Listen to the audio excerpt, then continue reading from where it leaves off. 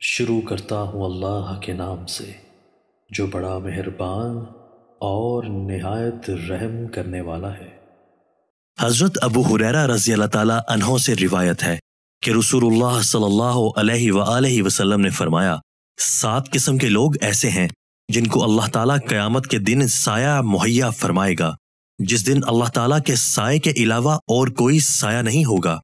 1 عادل حکمران، 2 وہ نوجوان جو اللہ تعالیٰ کی عبادت میں پھلے پھولے، 3 جو شخص اللہ تعالیٰ کو تنہائی میں یاد کرے اور اس کی آنکھوں سے بے ساختہ آنسو بہہ نکلیں، 4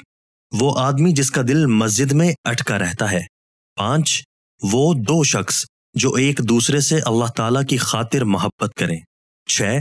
وہ شخص جسے کوئی خوبرو اور معزز عورت برائی کی دعوت دے اور وہ کہہ دے کہ میں اللہ تعالیٰ سے ڈرتا ہوں،